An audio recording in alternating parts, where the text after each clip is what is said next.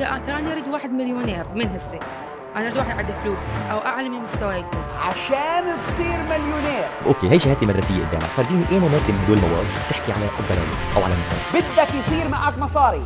وين توصل 50 سنة؟ انا ما عنديش هذا جوي، انا على فكره مش مستحق ولا انا ما كملت. ربح هو بيت وبسكليت وسياره، يروح يشتري يسافر.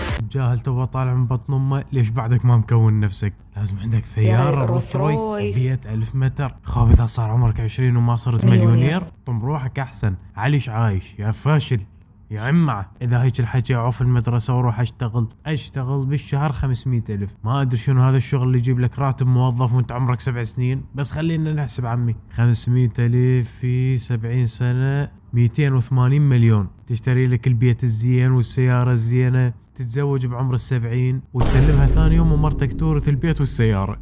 تاخد $250,000 ولا تدرس بيزنس في جامعة ستانفورد؟ اوعك تتخلى او تتخلي عن شهادتك او شهادتك العلميه. الشهادات العراقيه معترف بها بالخارج، يعني حصولك على الشهاده الجامعيه هو تيجي تكمل دراستك كالاسد بكندا وبامريكا. الأسا او الجامعه او التعليم، الشغل مهم والتعليم مهم.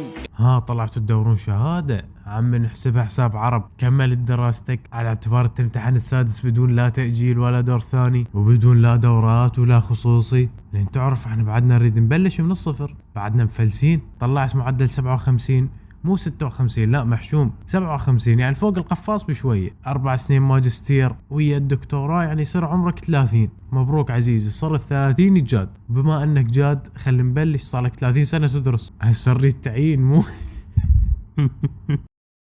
يعني الحكومه تعرف الصيادله والدكاتره وتجي تعينك. بس خلينا نبلش، احنا شعلينا بالدكاتره والصيادله. تعينت براتب 1,000,000 بالشهر، يعني 1,000,000 ب30 سنة، هذني 360 مليون. تشتري البيت والسيارة الزينة، تتزوج بعمر 60 وتجيب جهال يقعدوا بالبيت. ايلون ماسك من منا لا يعرف هذا الداهية. هل تعلم أن إيلون ماسك بدأ من الصفر؟ تخيل إنسان بدأ من الصفر، ترك الجامعة وأصبح مليارديرا في سن 31 عاما. ملياردير الذي غير مفاهيم الابتكار.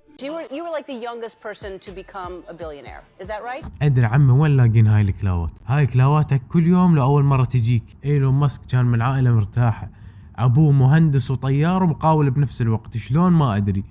وامه كانت عارضة ازياء وخبيرة تغذية، يعني يدرس ويعيش احسن مني ومنك. وتريده ما يصير غني؟ بيل جيتس صاحب عدة شركات، كان ابوه محامي وامه عضو بمجلس ادارة، يعني صاحبة منصب إدارة عدة بنوك. وتدري البنوك شو تجيب؟ فلوس. يعني هذول اللي يثرمون براسك بوصل لا مبلشين من الصفر ولا شيء. حياتهم مرتاحة من عوائل غنية أو شبه غنية. أغلب اللي يقولون بلشوا من الصفر، صحيح مبلشين من الصفر، بس من الصفر السابع. صحيح عندهم مشاريع ناجحة وشركات، بس أهلهم أصلا أغنياء وما عليهم ضغوطات دراسة، ويدرسون بجامعات أحسن من جامعات العراق كلها. كل الفلوس والمجهود اللي يسوونه يرجع لهم. بس عمي اللي يبلش من الصفر واحيانا من تحت الصفر غالبا ما يصير غني، لكن يصير متمكن.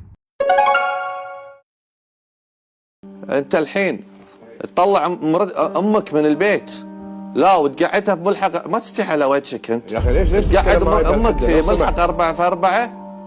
ايش تبي بعد اسكنها في ملعب تنس؟ اذا صار عندك مريض بالبيت وقدرت توديه للطبيب فانت غني. اذا شفت جهاز ببالك وقدرت تشتري حتى ذا بالاقساط فانت غني. اذا جمعت كم شهر او سنة حتى تتزوج فانت غني، لان هذا الوضع الطبيعي. لا تسمع كلام هذول يطلعون يدورون صيت ومشاهدات وإثارة جدل. ارضي ربك قبل ما ترضي الناس، لان هيك ناس ما يرضون على احد. خالي ركز معنا شوي، صلنا ساعة ناطرينك، كل ما ندقلك بتقلنا حني جاي. هل حني جاي وين نفرطها هيدي؟ بأي فرع يا استاذ؟ كل ما ندقلك بنلاقي هالصوت الدوش عم يمشي يا معلم. طلع من هالحمام من قبر، طلع.